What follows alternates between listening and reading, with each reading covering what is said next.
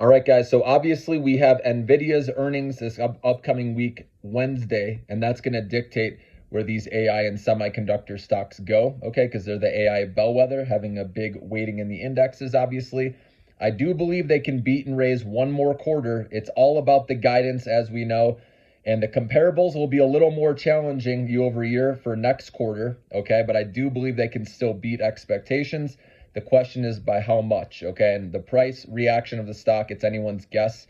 It could go up at first, then sell off, and then continue over $1,000 a share, or it rips over 1,000, then it pulls back. You just never know the stock price reaction.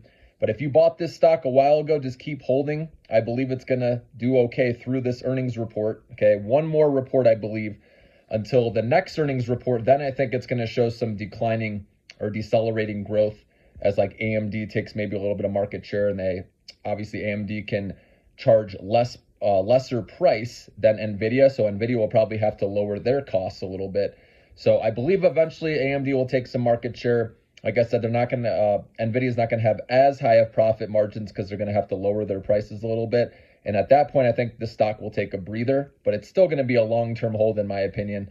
Okay, so if you bought this a while ago, keep on holding in your long account, and obviously you can short-term trade it too if you're playing it in your day trader swing trade account. I think it can rally into earnings on Wednesday. Okay, so we got a couple days obviously before that. But overall, I like the risk reward setup here with the Russell 2000 index. You've heard me talk about this. So obviously CPI came in lighter than expected, and that was huge, okay, because a lot of people thought inflation was still going to come in hot. And after the dip we got with Upstart, with Lemonade, with Exometry, UiPath, I believe these are all buys right now. Also, you heard me recommend Hood earlier. I really like that play as well because of the retail trading volume they're getting as well as crypto volume. Okay, and I think Bitcoin will eventually break out again. It's getting close here, and that's going to bring in more revenue, for Robinhood. So I think their next report will be good as well, but we'll see what happens with that. But in regards to AI plays, those first four, Upstart, Lemonade, Exometry, UiPath, I believe they don't have more than 10% downside at this point and a whole lot more upside. And like I said, now that we saw inflation come down in this latest report, or I guess it come in lighter than expected, for me, the risk reward now is in our favor to play these at least until there's a hot data report that comes out, right? The main thing, obviously, the Fed looks at is inflation. Obviously, jobs matter too, right?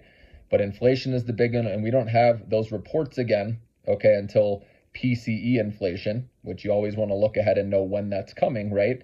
Because you could play this rally up until that report, and then you can get out if you don't even want to deal with the report, right? You can get it out maybe a couple days before, because a lot of times the day before and into the morning of the report, stocks will go down with the fear around that. So you can get out, a couple days before if you want to make sure, and then you can always re-enter after, make sure it's lighter than expected again and get back in. But that's only if you're in your short-term account, guys. Like I said, it's in the long-term investing account. This is the time to just keep dollar cost averaging, no more selling. Just buy every time these stocks go down. I believe these have the most upside, guys. As long as we don't go into a recession, which right now we're nowhere near showing that, okay? We're just showing a slight slowing of the economy, which is perfect for the Fed to cut rates, okay? And like I said, all we need is one rate cut.